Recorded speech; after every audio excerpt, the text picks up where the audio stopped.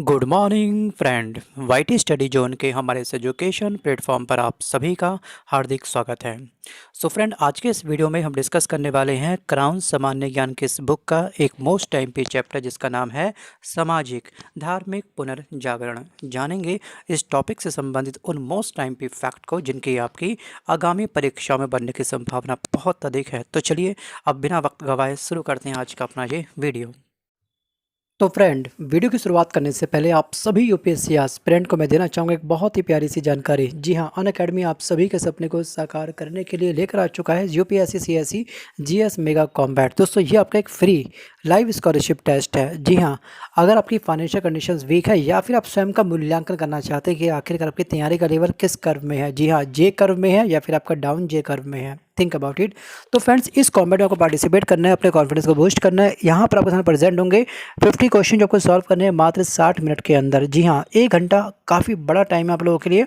आराम से इस कॉम्बैट में अच्छे से क्वेश्चन को पढ़िएगा, एक अच्छी अपनी रैंक लेकर आइएगा, क्योंकि अच्छी सी रैंक लाने पर जी हाँ 250 लकी पार्टिसिपेंट को मिलने वाला है 5000 रुपीज़ का अमेजन का गिफ्ट वाउचर। ठीक है, इसके अलावा दोस्तों आपको प्रोवाइड करता है Unacademy MacBook, iPad, Samsung mobile and Amazon gift voucher. ठीक है, अब हम बात करते हैं कि आखिरकार इसकी इंपॉर्टेंस क्या है। दोस्तों कॉम्बैट की सबसे बड़ी इंपॉर्टेंस ये होता है कि यहाँ पर आप ऑल ओवर इंडिया के सभी यूपीएससी एस्पिरेंट के बीच में ये एक लाइव टेस्ट देते हैं। ठीक है, आप क्या डिजर्व करते हैं, वास्तविक की तैयारी का लेवल क्या है, इसके माध्यम से आपको पता चलता है। इसके अलावा दोस्तों, इस बार जो आपका यूपीएससी प्रीलिम्स 2022 का जो एग्ज़ाम हुआ था प्रीलिम्स का, इसमें डायरेक्ट 30% क्वेश्चन कहाँ से पूछे गए थे, सीधे कॉम्बैट में से पूछे गए थे। और अगर हम बात करेंगे जो आपका 30 मई को रिजल्ट अनाउंस हुआ था, उसमें 23 कैंडिडेट वो है जिन्होंने लगातार अनअकैडमी के कॉम्बैट में पार्टिसिपेट करा, कॉन्फिडेंस को बूस्ट किया और अपने गोल को अचीव किया यूपीएससी के। ठीक है, और दोस्तों ध्यान रखिएगा कि इस कॉम्बैट में, इस ऑनलाइन स्कॉलरशिप टेस्ट में जितने भी क्वेश्चन तैयार किए जाते हैं वो क्वेश्चन तैयार करते हैं अनअकैडमी के यूपीएससी के टॉप एजुकेटर। ध्यान रखिएगा, 26 जून सुबह 11 बजे ये स्टार्ट होने वाला है कॉम्बैट। इसमें पार्टिसिपेट जरूर करिएगा। Enrol now and use my code YTSJ10।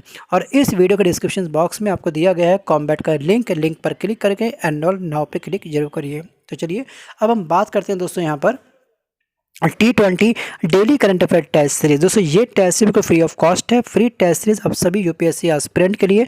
दोस्तों ये टेस्ट सीरीज कंडक्ट करते हैं Prashant Dhawan sir. 20 MCQ 30 minute आपको टाइम दिया जाता है और ये आपके टेस्ट होते हैं bilingual. Monday to Friday 7:30 PM इसका टाइमिंग है। अगर आपकी रैंक इस प्रकार से आती है तो आपको मिलती है क्या, इतने रुपीज़ के अमेजन गिफ्ट वाउचर। दोस्तों जो सेकंड टेस्ट सीरीज है, this is called path finder current affair test series, free test series तो यूपीएससी सीएसई। दोस्तों इस टेस्ट सीरीज को होस्ट करते हैं कौन, doctor Mahipal Rathore sir. 25 MCQ 30 minute में को सॉल्व करने हैं, बायलिंगुअल आपके साथ क्वेश्चन आएंगे एवरी सैटरडे। इसका टाइमिंग दोस्तों 5 PM पर। अगर आपकी रैंक इस प्रकार से आती है तो आपको मिलती है इतने रुपीज़ की क्या, अमेजन गिफ्ट वाउचर। तो चलिए बात करते हैं अपनी क्लासेस के बारे में कि अनअकैडमी पर हमारी जो क्लास होती है पर डे की, वो होती है 2 क्लासेस। जी हाँ, बिल्कुल फ्री ऑफ कॉस्ट। एक होती है 6 PM पर और जो सेकंड क्लास होती है कंडक्ट, वो होती है मेरी 8 PM पर। मेरी क्लासेस को फॉलो करने के लिए इस वीडियो को डिस्क्रिप्शन बॉक्स में मैंने दिया अपने प्रोफाइल का लिंक, प्रोफाइल को फॉलो करिए और मेरी अपकमिंग क्लासेस के लिंक भी आपको दिए गए इस वीडियो डिस्क्रिप्शन बॉक्स में। For more information check description. तो चलिए बढ़ते हैं आज के अपने इस वीडियो की ओर। तो शुरू करते हैं आज का अपना ये वीडियो। जितने भी हमारे ओल्ड एस्पिरेंट हैं उनसे रिक्वेस्ट है कि जल्दी से ओपन कर लीजिए इस बुक का पेज नंबर 94। तो चलिए करते हैं हाईलाइट। धार्मिक पुनर्जागरण। सबसे पहले आपको एक चीज़ ध्यान रखनी है कि पुनर्जागरण का जन्म आखिरकार किस देश में हुआ था। ठीक है, पुनर्जागरण का जो प्रारंभ हुआ था सबसे पहले, ये हुआ था इटली के अंदर। वनडे एग्जाम में कभी कभी ये क्वेश्चन पूछा गया है, तो आपको इसको अपनी बुक के साइड में ही बुलेट पॉइंट बना करके लिख लेना है, इटली में इसका जन्म हुआ। अब उसके बाद हम बात करते हैं कि भारत में 19वीं शताब्दी के प्रारंभ में अनेक समाज सुधार आंदोलन ने धरती पर हमारे क्या लिया, जन्म लिया, जिसमें आपके काफ़ी सारे हैं, जैसे कि ब्रह्म समाज आया, रामकृष्ण मिशन आया, बहावी आंदोलन आया, प्रार्थना समाज अलीगढ़, बहुत सारे अलग अलग क्या हुए, समाज सुधारक संगठन बनने प्रारंभ हो गए। अब यहाँ पे हम दोस्तों पढ़ेंगे केवल उन संगठन को, ठीक है, उन संस्थान को जो आपके एग्जाम की दृष्टि से काफ़ी इंपॉर्टेंट है।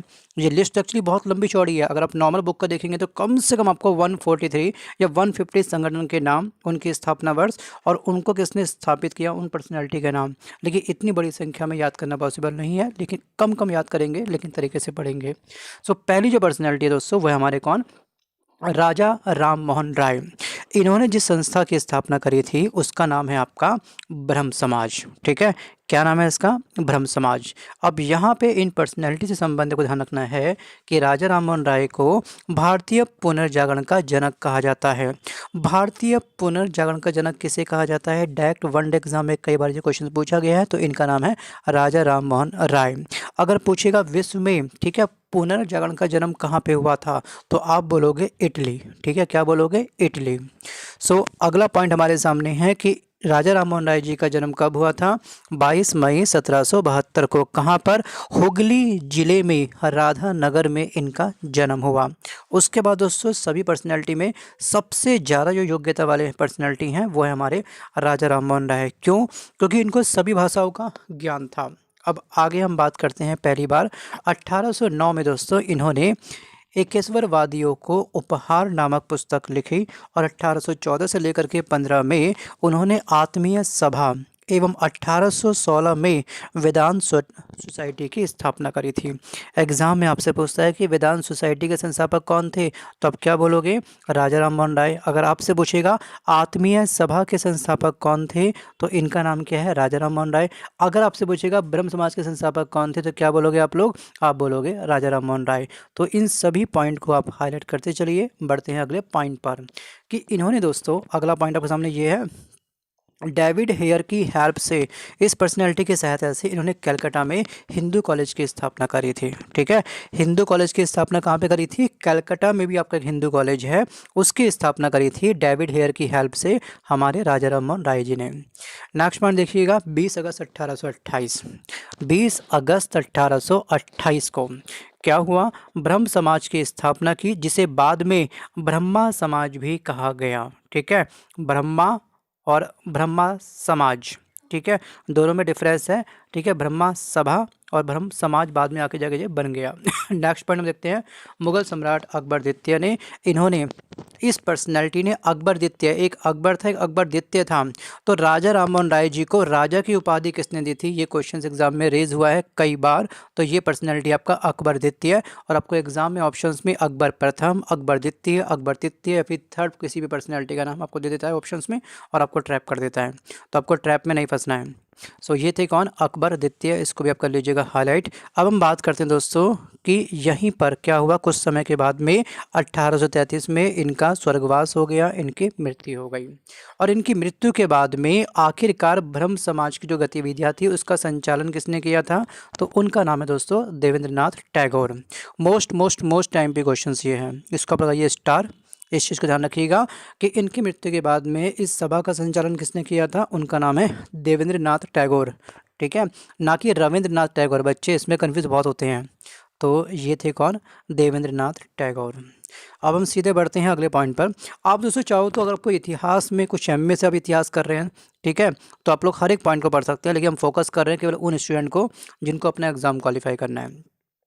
चलिए अब हम बात करते हैं, अगला जो हमारा पॉइंट है वो है प्रार्थना समाज। अभी आप एक काम करिए, छोटा सा प्रार्थना समाज में बढ़ने से पहले ना यहाँ पे एक हल्का सा स्टार और लगाइए। राजा राममोहन राय जी के बारे में मैं आपको एक चीज़ और देना चाहूँगा जानकारी कि सुभाष चंद्र बोस ने राजा राममोहन राय को, ठीक है, इनको एक उपाधि दी थी। वो उपाधि थी आपकी युगदूत। ये उपाधि किसने किसको दी थी? तो ये उपाधि सुभाष चंद्र बोस ने राजा राममोहन राय जी को दी थी। तो ये लिख लीजिएगा साइड में बुक में कहीं पर। अब बढ़ते हैं प्रार्थना समाज के बारे में, पढ़ते हैं थोड़ा सा। देखिए, केशव चंद्र सेन से प्रभावित होकर के महाराष्ट्र में महादेव गोविंद रानाडे और आत्मा राम पांडुरंग ने 1868 में 1867 में प्रार्थना समाज की स्थापना करी थी। तो कहने का अर्थ यहाँ पर यह है कि जो महात्मा समाज की स्थापना करी थी वो दो पर्सनैलिटी ने मिलकर करी थी। एक थे कौन? महादेव गोविंद रानाडे, ठीक है, MG रानाडे। ये कौन थे? ये दोस्तों थे महात्मा गांधी जी के क्या? गुरु। ठीक है, उनके गुरु के गुरु। देखिए, महात्मा गांधी जी के जो राजनीतिक गुरु थे वो कौन थे? गोपाल कृष्ण गोखले थे। ठीक है, अब इनके गुरु कौन थे गोपाल कृष्ण गोखले जी के? तो वो थे महादेव गोविंद रानाडे। इसको भी आप लोग तरीके से लिख लीजिए बुक के साइड में। और ये स्थापना कब हुई थी? ये स्थापना हुई थी दोस्तों 1867 में। नेक्स्ट पॉइंट देखते हैं, इनको महाराष्ट्र का सुकरात भी कहा जाता है। मतलब कि महादेव गोविंद रानाडे जी का एक अन्य नाम भी है, इनका एक अन्य उपाधि दी गई है, वो है आपके क्या? महाराष्ट्र का सुकरात। सीधे पूछता है क्वेश्चंस कि महाराष्ट्र का सुकरात ये उपनाम किस पर्सनैलिटी का है। दे देता आपको एग्जाम में ऑप्शंस, राजा राममोहन राय, ठीक है, महादेव गोविंद रानाडे, आत्माराम पांडुरंग। तो आपको ध्यान रखना राइट आंसर क्या हो जाएगा, महादेव गोविंद रानाडे। अब बढ़ते हैं अगले पॉइंट पर। वैसे आपके मन में एक सवाल तो जरूर उठ रहा होगा सर कि आखिरकार ये संस्था जो स्थापित हुई है ये कुछ करती थी या नहीं पर करती थी। इनका दोस्तों वास्तविक उद्देश्य था जो हमारे धरती पर, ठीक है ना, भारत के क्षेत्र पर जो भी कमियां हैं उन सबको नष्ट करना, उन सबको समाप्त करना। जैसे अगर हम बात करेंगे प्रार्थना समाज के बारे में, तो प्रार्थना समाज की स्थापना का मेन जो उद्देश्य था, मेन जो एम था इसका, वो था जाति प्रथा का विरोध करना। स्त्री पुरुष विवाह की जो आयु है बहुत ही कम होती थी, उसको इंक्रीज करना। सबसे बड़ी समस्या दोस्तों ये थी कि छोटी उम्र में विवाह कर देना किसी का, ठीक है। अगर कोई महिला अगर विधवा हो भी गई है, ठीक है, तो उसका पुनर्विवाह होना चाहिए, इसको लेकर के काम करना था इसको, ठीक है। और ये सभी संस्थाएं जो बनी थी इनका विकास, इनका काम था स्त्री शिक्षा आदि को प्रोत्साहन देना। तो मतलब कि कुछ खामियां हमारी की भारत के उस टाइम पर बहुत सारी खामियां थी, जैसे सती प्रथा था, दास प्रथा था। मतलब कि इंसान को परचेज कर लिया, दास बना दिया, उससे 22 घंटे काम ले रहे हैं, तो बॉडी कहाँ तक चलेगी। खाने को मिलता क्या था कि वह रोटी, बस रोटी नमक खा लो, काम करते रहो। बॉडी अगर बोल गई, मतलब कि बॉडी अगर एक्सपायर हो गई, काम करते करते ख़त्म हो गई, तो उसे किसी कूड़े के ढेर में जाके फेंक दो, खुले मैदान में ढक दो किसी मिट्टी से, बस ये होता था पहले। तो कमियां तो बहुत सारी थी। तो यहाँ पे इनका योगदान बहुत तगड़ा था। और एग्ज़ाम में यहाँ से आपका एक क्वेश्चन पक्का बनता है, भारत में सामाजिक धार्मिक सुधार आंदोलन जितने भी रहे हैं, जो भी संस्थाएं बनी हैं, उनसे आपका एक क्वेश्चन पक्का बनता है। और एक एक क्वेश्चन किसी कोहिनूर हीरे से कम नहीं होता है, क्योंकि एक क्वेश्चन की कीमत दोस्तों, एक नंबर की कीमत वो बच्चा बड़े अच्छे से जानता है जो 0.25 नंबर के कट ऑफ से बाहर हो जाता है लिस्ट से। ऐसा होता है, लेकिन ठीक है। चलिए अब हम बात करते हैं आर्य समाज के बारे में। शायद हमने आर्य समाज, हाँ ये नहीं करा, हाँ वेद समाज देखिए पहले आप लोग। केशव चंद्र की मद्रास यात्रा से प्रभावित होकर के श्रीधरलू नायडू ने मद्रास में वेद समाज की स्थापना करी थी, ठीक है। कब की थी, 1871 में। ये लिख लीजिए साइड में इसके, ठीक है, कोमा मार्क लिखना, 1871 यहाँ पर लिख लीजिए। अब बात करते हैं आर्य समाज के बारे में। दयानंद सरस्वती जी का जन्म 1824 में गुजरात के कठियावाड़ में हुआ। और जो दयानंद सरस्वती हैं, इनके बचपन का नाम क्या था, मतलब कि जो निक नेम है बचपन का, जो रियल नेम था इनका, वो नाम था आपका मूलशंकर।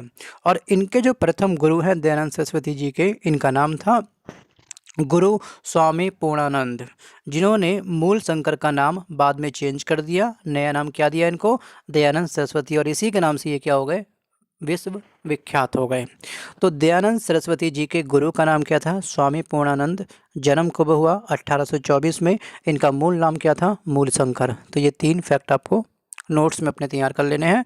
आगे हम बात करते हैं, दयानंद ने 1874 में हिंदी भाषा में सत्यार्थ प्रकाश की रचना करी थी, और जिसे आर्य समाज का बाइबल भी कहा जाता है। आर्य समाज का बाइबल किसे कहते हैं, सत्यार्थ प्रकाश एक ग्रंथ है, बहुत बड़ा एक उपन्यास है, जिसके रचनाकार कौन है, हमारे दयानंद सरस्वती जी। इन्होंने किस भाषा में लिखा था ये, तो ये थी भाषा आपकी हिंदी, ठीक है, भाषा क्या थी ये, हिंदी थी। अब अगला पॉइंट देखते हैं कि आर्य समाज की स्थापना 10 अप्रैल 1875 को कहाँ पर हुई थी, मुंबई में हुई थी। एक व्यक्ति हैं जिनका नाम है मणिक चंद्र, इन्होंने इस संस्था की स्थापना के लिए अपनी वाटिका इनको दी थी स्वामी दयानंद सरस्वती को, कि आप यहाँ पर स्थापित करो अपना क्या, संस्था। देखिए संस्था के लिए क्या चाहिए, जगह चाहिए। अगर आप कोई कंपनी खोल रहे हैं एज फॉर एग्जांपल, तो क्या चाहिए आपको, स्पेस चाहिए ना, लोग आएंगे, आपके प्रवचन सुनेंगे, आपके विचारों को सुनेंगे, ठीक है ना, आप मिलकर काम करेंगे, तो रहने की जगह तो कुछ ही चाहिए। तो यहाँ पर याद रखिएगा किसने किसको भूमि दान करी थी, तो इनका नाम था मणिक चंद्र। इन्होंने अपनी वाटिका, ठीक है, पूरा उद्यान था इनका अच्छा खासा फूलों वाला, उन्होंने कहा कि आप इस स्पेस को यूज़ करिए स्वामी जी, तो यहाँ पे इन्होंने इनको दी थी। आगे हम बात करते हैं, इन्होंने वेदों की ओर लौटो और भारतवासियों के लिए है, ये नारे दिए थे। और उन्हें भारत का मार्टिन लूथर भी कहा जाता है। तो राजा राममोहन राय जी का एक अन्य नाम भी है, क्या नाम है बच्चे इनका, सॉरी माफ़ी चाहूँगा, दयानंद सरस्वती जी का एक अन्य नाम भी है, इनका नाम है भारत का मार्टिन लूथर। और दयानंद सरस्वती जी ने ही पहली बार स्वराज शब्द का प्रयोग किया था। स्व मतलब हमारा, राज मतलब राज की हमारा खुद का होना चाहिए राज। तो इस शब्द की सबसे पहली बार जो ओरिजिन हुआ था किसके मुख से हुआ था, तो ये हुआ था हमारे दयानंद सरस्वती जी के द्वारा। चलिए अब बढ़ते हैं थोड़ा सा और आगे, सीधे हम मूव करते हैं यहाँ पर इनका स्वर्गवास की ओर। दयानंद सरस्वती जी की मृत्यु 30 अक्टूबर 1883 को कहाँ पे हुई थी? अजमेर में हुई थी। कहाँ पे हुई थी? अजमेर में हुई थी। यंग बंगाल आंदोलन, इससे संबंधी आपको ये फैक्ट ध्यान रखना है कि डेरेजियो को आधुनिक भारत का प्रथम राष्ट्रवादी कवि कहा जाता है। तो आधुनिक भारत का प्रथम राष्ट्रवादी कवि कौन है? इनका नाम क्या है? तो आपको ध्यान रखना है क्या? डेरेजियो। एसएससी 10+2 में इन पर्सनालिटी का नाम 2 से 3 बार पूछा गया है इस एग्ज़ाम में। आगे हम बात करते हैं रामकृष्ण मिशन जी के बारे में। तो रामकृष्ण मिशन जी के बचपन का नाम था गदाधर चट्टोपाध्याय और ये कलकत्ता के दक्षिणेश्वर काली मंदिर के पुजारी भी थे और स्वामी विवेकानंद रामकृष्ण के शिष्य थे। ठीक है, स्वामी विवेकानंद किसके थे? इनके गुरु का नाम क्या था? इनके गुरु का नाम है रामकृष्ण और उनका जन्म 1863 में कलकत्ता में हुआ और इनका मूल नाम था नरेंद्र नाथ दत्त। याद रखिएगा, किसकी बात कर रहे हैं हम लोग? अभी हम बात कर रहे हैं यहाँ पर क्या? इनके बारे में। ठीक है, आगे हम बात करते हैं दोस्तों कि विवेकानंद ने 1897 में कलकत्ता में वेलूर नामक स्थान पर रामकृष्ण मिशन की स्थापना करी थी और उसके बाद क्या हुआ? आपको सिंपल यहाँ पे ध्यान रखना है, इस पॉइंट पे मूव कर जाएंगे सीधे कि महाराज खेतड़ी के सुझाव पर इन्होंने अपना नाम नरेंद्र नाथ से बदल करके स्वामी विवेकानंद रखा था। किसके कहने पर? महाराज खेतड़ी के सुझाव पर कि आपका जो नाम है ना, ये नाम आप चेंज कर दीजिएगा। नाम परिवर्तित करने का भी ऐसा दोस्तों कहा गया है कि इम्पैक्ट पड़ता है इंसान के ग्रहों पर, कह सकते हैं हम लोग, है ना। आपने देखा होगा बहुत सारी पर्सनैलिटी हैं जो अपने नाम को चेंज करती हैं, बहुत सारी पर्सनैलिटी है। आपको क्या लगता है? अपनी राय मुझे कमेंट बॉक्स में ज़रूर लिखिएगा। आगे हम बात करते हैं दोस्तों कि वे मुंबई से पेनिनसुलर जहाज़ से रवाना हुए और उन्हें मिसेज हॉल नामक महिला के प्रयत्नों से सम्मेलन में प्रवेश मिला। और अब हम बात करते हैं कि आयरिश महिला जिनका नाम है मार्गरेट नोबेल विवेकानंद की पहली शिष्या बनी थी, जिन्हें भारत में सिस्टर निवेदिता के नाम से भी जाना जाता है।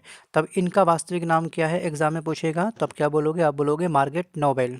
ये इनका क्या था? वास्तविक नाम था। वैसे एक्चुअली ये स्टेट बेसिस में पूछा गया इनका नाम 1-2 बार, तो आपको याद रखना है। आगे हम बात करते हैं थियोसॉफिकल सोसाइटी।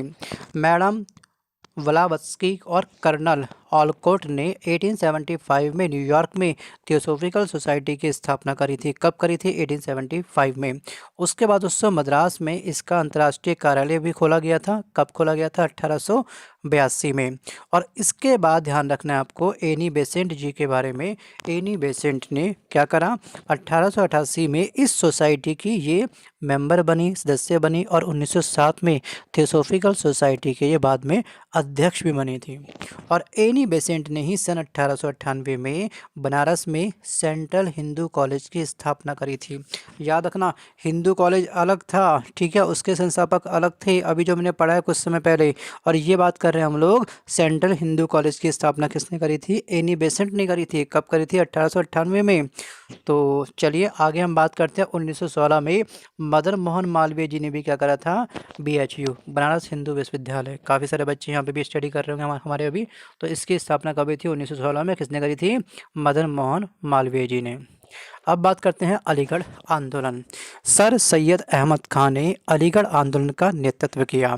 अब इसके बाद हम देखते हैं सैयद अहमद ने 1864 में कलकत्ता में साइंटिफिक सोसाइटी और 1875 में अलीगढ़ मुस्लिम एंग्लो ओरिएंटल कॉलेज की स्थापना की, जो 1920 में अलीगढ़ मुस्लिम विश्वविद्यालय बना। अब देखते हैं हम दोस्तों, यहाँ पे ये खास इंपॉर्टेंट नहीं है, आप चाहो तो पॉज करके पढ़ सकते हो। हम मूव करेंगे सीधे यहाँ पर अहमदिया आंदोलन। ठीक है, इसकी स्थापना कब हुई थी? इसकी स्थापना हुई थी 1889 में। मिर्ज़ा गुलाम अहमद ने इसकी स्थापना करी थी। और इस आंदोलन की शुरुआत गुरदासपुर ज़िले के कादियान नामक स्थान पर हुई थी, इसलिए इसका एक अन्य नाम और है इस आंदोलन का, इसका अन्य नाम है कादियानी आंदोलन। जैसे आप देखते हैं झेलम का युद्ध, बितस्ता का युद्ध, है ना, उसके 3 नाम और हैं। वैसे इस आंदोलन को भी अलग अलग नाम दिए गए। अब हम दोस्तों पेज नंबर आ चुके हैं 96 पर। इसमें आपको मिलेगा पहला पैराग्राफ ये वाला कि प्रमुख सामाजिक धार्मिक सुधार आंदोलन। इसमें आपको ध्यान रखना है केवल ये राधा स्वामी सत्संग। यूपी ट्रिपल एससी जैसे एग्जाम में इसके बारे में 4 से 5 बार पूछा गया। इसकी स्थापना कब हुई थी? बस ये हुई थी आपकी 1861 में। स्थान क्या था इसका? आगरा। और संस्थापक कौन थे इसके? शिव दयाल साहिब, जिसको हम बोलते हैं तुलसी राम। एग्जाम में आपको जो ऑप्शन मिलता है वो मिलता है तुलसी राम के नाम से ऑप्शन, लेकिन आपको इनके ये नाम भी ध्यान रखने हैं। नेक्स्ट पॉइंट है आपका भारतीय सेवक समाज, स्थापना 1905, स्थान मुंबई और संस्थापक हैं गोपाल कृष्ण गोखले। हरिजन सेवक संघ, ठीक है, स्थापना हुई 1932 में पुणे में और संस्थापक कौन है? महात्मा गांधी। अब हम बात करते हैं कुछ महत्वपूर्ण प्रतिबंधों के बारे में, जैसे सती प्रथा प्रतिबंध। ठीक है, सती प्रथा क्या होती है पहले समझ लीजिएगा थोड़ा सा। जब भी किसी भी महिला का कोई भी अगर पति एक्सपायर हो जाता है तो उसका जब हम लोग दाह संस्कार करते हैं किसी भी पर्सन का उस समय, ठीक है, तो उसमें उसकी वाइफ को भी उसकी चिता के ऊपर जिंदा बैठाया जाता है। अगर वो एग्री नहीं होती है, जोर जबरदस्ती करके उसको उसकी चिता के ऊपर रखा जाता है उस महिला को, ठीक है, और डंडों से हर तरफ से सपोर्ट देकर वो भाग ना जाए, कहीं वो उछल ना जाए वहाँ से, कहीं भाग ना जाए, तो ज़बरदस्ती मन लगा करके उसको भी उसमें जलाया जाता है। ये होती है सती प्रथा। और दोस्तों एक चीज़ और, दुनिया का सबसे बड़ा जो पेन होता है मेडिकल टर्म के अंदर, वो होता है किसी भी बॉडी का, जिंदा बॉडी का जलना। सबसे भयंकर पेनफुल, बहुत तगड़ा वो होता है। सोचिए इतनी बुरी प्रथा यहाँ पे थी। तो लॉर्ड विलियम बेंटिंग के समय में 1829 में एक नियम आया था। ये नियम था दोस्तों ये वाला, इसके तहत सती प्रथा को क्या करा गया? प्रतिबंधित किया गया। ठीक है, क्या किया गया? प्रतिबंधित किया गया। तो ये दोस्तों क्या है? नियम 17 है ना। नियम क्या है आपका? 17 है। इसके तहत इस प्रथा को समाप्त किया गया। अब हम बात करते हैं विधवा पुनर्विवाह। 1856 में विधवा पुनर्विवाह अधिनियम के नियम 15 के द्वारा विधवा विवाह को वैध करार देते हुए पैदा होने वाले बच्चे को भी वैध माना गया। और इसके लागू होने के समय भारत के गवर्नर कौन थे? तो ये थे लॉर्ड कैनिंग। ठीक है, कौन थे? लॉर्ड कैनिंग थे। और दोस्तों एक चीज़ और ध्यान रखिएगा कि जो लॉर्ड कैनिंग है इसका जो सर्वमान्य काल है, मतलब इसने कब तक ये भारत में रहा था, तो इसका काल है आपका 1856 से लेकर के 1862। और इसी के काल पे सबसे अधिक विकास हुआ है भारत का। इसने क्या करा? इसने सबसे पहले क्या करा था, याद रखिएगा, लॉर्ड कैनिंग ने यहाँ पर हाई कोर्ट की स्थापना करी थी। ठीक है, भारतीय दंड प्रक्रिया संहिता किसके काल में स्टार्ट हुई थी? लॉर्ड कैनिंग के काल पर हुई थी। ठीक है, और विधवा पुनर्विवाह अधिनियम पारित कब हुआ था? इसी के काल पे हुआ था। और मुंबई, कलकत्ता, ठीक है, मद्रास में एक एक उच्च न्यायालय की स्थापना किसने करी थी? इसी ने करी थी। और साथ साथ दोस्तों एजुकेशन को लेकर के विश्वविद्यालयों की स्थापना किसके काल पे हुई थी? लॉर्ड कैनिंग के काल पे हुई थी। अगर सभी जितने भी आपके लॉर्ड रहे हैं, जैसे आपका हम कह सकते हैं लॉर्ड कैनिंग, ठीक है ना, Lord Lytton, Ripon, Dufferin, Lansdowne, Curzon, Minto, Hardinge, Chelmsford, Reading, Irwin, Willingdon या फिर लिनलिथगो, जो भी आप लोगों को पर्सनैलिटी याद है वायसराय की या फिर लॉर्ड की, ठीक है, उसमें सबसे ज़्यादा इंपॉर्टेंट जो है वो है आपका लॉर्ड कैनिंग। तो इस पर्सनैलिटी को आप लोगों को अच्छे से पढ़ के जरूर जाना है अपने एग्जाम में। ये चैप्टर आपको बुक में मिल जाएगा विस्तार पूर्वक। आगे हम बात करते हैं दोस्तों ईश्वर चंद्र विद्यासागर में विधवा पुनर्विवाह की स्थिति में सुधार लाने के लिए अथक प्रयास किए। और इसके बाद आपको ध्यान रखना कि विधवा आश्रम की स्थापना किसने करी थी? D.K. कर्वे ने। कहाँ पर करी थी? पुणे में करी थी। चलिए अब हम बात करते हैं शिशु वध प्रतिबंध। गवर्नर जनरल कौन था इस समय? जॉन सोर ने। 1795 के बंगाल नियम, ये क्या हो जाएगा? 21 एवं 1802 के नियम 45 के द्वारा इस प्रथा को भी क्या करा? समाप्त करने का प्रयास किया। एक है आपका नेटिव मैरिज एक्ट। 1872 के इस एक्ट के द्वारा अंतर जातीय विवाह को भी मान्यता प्रदान की गई। अब देखते हैं शारदा एक्ट। ये एक्ट बहुत ही इंपॉर्टेंट है। शारदा एक्ट का संबंध किससे है दोस्तों? इसका संबंध है बाल विवाह निषेध कानून से। इसका संबंध है मतलब 1930 में दोस्तों हरविलास शारदा के प्रयासों से, नाम क्या है इनका पूरा? हरविलास शारदा, इन्हीं के सरनेम पर यह एक्ट बनाया गया। और इसके तहत दोस्तों क्या हो गया कि लड़कों की विवाह की उम्र 18 वर्ष और लड़कियों की जो उम्र थी मैरिज करने की वो थी 14 वर्ष निर्धारित की गई थी। सोचो उस टाइम पर अगर किसी बॉयज़ की मैरिज करने की उम्र 18 वर्ष है, चलिए मान लेते हैं, लेकिन गर्ल्स की उस टाइम पे 14 वर्ष डिसाइड करी गई थी। मतलब कि जब ये एक्ट नहीं आया होगा उससे पहले इनकी एज क्या थी? कुछ नहीं, छोटी उम्र में शादी कर दो, ठीक है ना, बॉडी भले ही तैयार ना हो लेकिन फिर भी शादी कर दो। क्योंकि कॉम्प्लिकेशन बहुत तगड़े आते हैं, ठीक है। इसके बारे में मैं इसमें क्लास में डिस्कस नहीं करूँगा, क्योंकि ये क्लास कोई बायोलॉजी की नहीं है, ये क्लास चल रही है हिस्ट्री की। तो अब समझिए पहले कितनी बुरी स्थिति थी। चलिए अब हम बात करते हैं दोस्तों यहाँ पे नर बलि प्रतिबंध। देखिए नर बलि प्रथा 1844 से लेकर के 4500 में हॉर्डिंग प्रथम के समय में समाप्त हो गई थी। इस प्रथा को समाप्त करने के लिए कैंपबेल की नियुक्ति की गई थी। किसकी नियुक्ति की गई थी, किस पर्सनैलिटी की? वो थे आपके कैंपबेल। और दास प्रथा प्रतिबंध, इस प्रथा पर पूर्ण प्रतिबंध 1833 के चार्टर एक्ट के द्वारा लाया गया था, ठीक है। और क्या हुआ था, एलन बरो ने 1843 में 5वें अधिनियम के द्वारा पूरे भारत में दास प्रथा को समाप्त कर दिया। सो फ्रेंड, ये था टॉपिक हमारा सामाजिक धार्मिक पुनर्जागरण। आई होप्स आपको ये वीडियो पसंद आया होगा। अगर वीडियो पसंद आया हो तो वीडियो को लाइक करिए, अपने फ्रेंड तक इस वीडियो को शेयर करिए। आप भी आगे बढ़िए, औरों को भी आगे बढ़ने का पूरा पूरा मौका दीजिए। अगर आपके पास में ये बुक नहीं है तो बुक को या तो आप मार्केट से परचेज़ कर लीजिएगा, या फिर बुलेट पॉइंट में अपने A4 शीट लेकर के इन सभी पॉइंट्स के नोट्स खुद तैयार कर लीजिए, ठीक है। चलिए मिलता हूँ जल्द एक नए वीडियो के साथ, तब तक के लिए धन्यवाद, bye bye and take care.